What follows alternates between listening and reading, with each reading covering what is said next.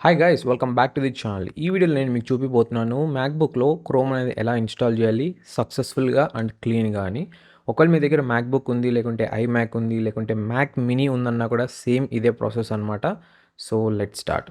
ఒకవేళ మీరు సఫారీ నుంచి వేరే బ్రౌజర్ షిఫ్ట్ అవ్వాలనుకుంటున్నారు అంటే నాకు తెలిసినంత వరకు chrome one of the best అనమాట. తర్వాత మనకి బ్రేవ్ బ్రౌజర్ కూడా అయితే ఉంది. సో ఫస్ట్ నేనైతే క్రోమ్ గురించి అయితే చెప్తాను ఈ వీడియోలో. ఫ్యూచర్లో ఒకవేళ బ్రేవ్ బ్రౌజర్ గురించి కావాలనుకున్నట్లయితే చెప్తానమాట. ముందుగా మీరు ఏం చేయాలంటే Safari browser by default MacBooks అన్నిట్లోనైతే ఉంటుంది. దాన్ని అయితే ఓపెన్ చేయండి. తర్వాత మీరు సెర్చ్ బార్లోకి వెళ్ళి గూగుల్ క్రోమ్ ఫర్ మ్యాక్ అని అయితే టైప్ చేయండి. తర్వాత మీకు చాలా ఆప్షన్స్ అయితే కనిపిస్తాయి అనమాట. ఫస్ట్లో మీరు చూడొచ్చు అఫీషియల్ గూగుల్ క్రోమ్ పేజ్ అయితే ఉంటుంది. దాన్ని అయితే సెలెక్ట్ చేసుకోండి. ఇంకా మనకి చాలా స్పాన్సర్డ్ అని డిఫరెంట్ అన్నీ అయితే కనిపిస్తుంటాయి వెబ్సైట్స్. అవన్నీ అయితే ఏం క్లిక్ చేయాల్సిన అవసరం అయితే లేదు. ఇది చాలా ఈజీ అండ్ ఫాస్ట్గా అయితే అయిపోతుంది అనమాట. పేజ్‌ని క్లిక్ చేసిన తర్వాత మీకు ఒక బ్లూ బటన్ అయితే కనిపిస్తుందనమాట. అక్కడ మీకు కనిపిస్తుంది డౌన్‌లోడ్ క్రోమ్ అని. దాని మీద అయితే క్లిక్ చేయండి. ఇక్కడ మనకి విండోస్‌కి సెపరేట్‌గా, మ్యాక్‌బుక్‌కి సెపరేట్‌గా అనేది కనపడదనమాట. బై డిఫాల్ట్ ఇదైతే డిటెక్ట్ చేస్తుంది మీరు యూజ్ చేసిన సిస్టమ్ విండోసా లేకుంటే మ్యాకా అని.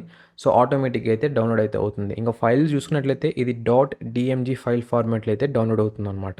డౌన్‌లోడ్ అనేది మీ ఇంటర్నెట్ స్పీడ్‌ని బట్టి అయితే డిఫరెంట్‌గా అయితే ఉంటుందనమాట. వన్స్ డౌన్‌లోడ్ అయిన తర్వాత డౌన్‌లోడ్ ఫోల్డర్‌లోకి అయితే వెళ్ళండి మీ మ్యాక్‌బుక్‌లో. తర్వాత మీరు చూసే ఉంటారు .dmg ఫైల్ దాన్నైతే డబుల్ క్లిక్ అయితే చేయండి.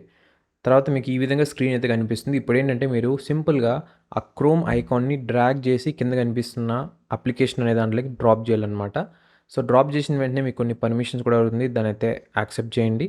తర్వాత కొన్నైతే ఇన్‌స్టాల్ చేసుకుంటుంది. అండ్ ఫైనల్‌గా క్రోమ్ అయితే ఇన్‌స్టాల్ అయిపోతుందనమాట.